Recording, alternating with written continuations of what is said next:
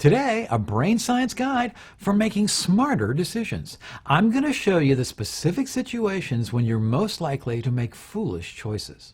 Hi, I'm Graeme Newell, and I use the latest brain science insights to show you how to make smarter money decisions. My speeches and webinars teach how to recognize the signs that an impulsive decision might be likely. Click on subscribe and the bell below to see more of my videos. When we wake up with that terrible toothache or suddenly get that awful crick in our neck, that's our brain's powerful way of motivating us to take action and avoid long-term injury. Our brain's pain centers were optimized by our caveman ancestors to motivate us to avoid major environmental hazards.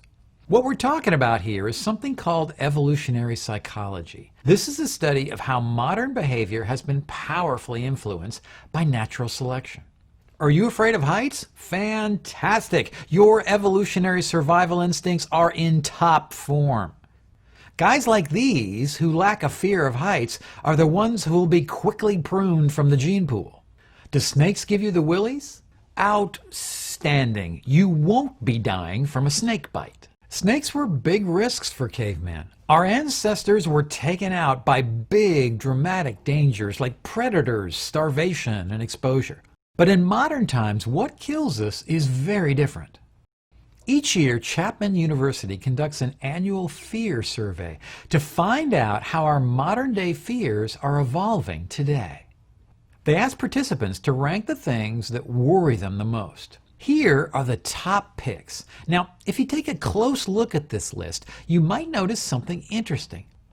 Sure, all these things are really bad, but most of the things on this list don't directly threaten our personal survival. Corruption and ocean pollution are bad, but they're probably not going to directly kill us. Here is what actually kills us the most. Why do we fear the wrong things? It's because what we fear isn't determined by our rational brain. It comes from our survival-obsessed instinctual brain. And unfortunately, evolution hasn't had time to optimize our brains for modern problems. Today, tainted water is a top fear, yet our water supply is amazingly safe. Incredibly few people die from water contamination in the U.S. Why do Americans still fear tainted water so much?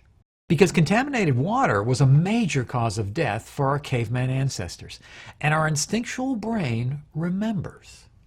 All you need to do is visit poor villages around the world to quickly see how deadly this problem was for our hunter-gatherer forefathers. So why does corruption, something that kills almost no one, rank as such a fearful risk? To really understand this, you got to step back from your rational brain and channel your instinctual caveman side. Back in caveman times, a bad leader could often trigger the death of the whole tribe. That person's bad decisions could lead to starvation for everyone. And this is the way we look at all the fears in our lives today. All of us are powerfully compelled to take action that's driven by our badly outdated instinctual brain. And when financial markets get scary, can you imagine the reactions of a caveman magically teleported to the trading floor? Well, in a real sense, that's exactly how your brain reacts. Here are 3 tactics for keeping your caveman brain out of your financial decisions. First, notice when you're scared or elated. This is the time your instinctual brain is most likely to lure you into an impetuous decision. The second tactic, distance yourself from the herd. When markets run, we're powerfully enticed to follow the emotional people who have been temporarily blinded by fear or adulation. And the third tactic, defer decision making. Walk away when you're upset or excited. Resist the temptation to act. You'll make better decisions after you've calmed down and brought your rational brain back online.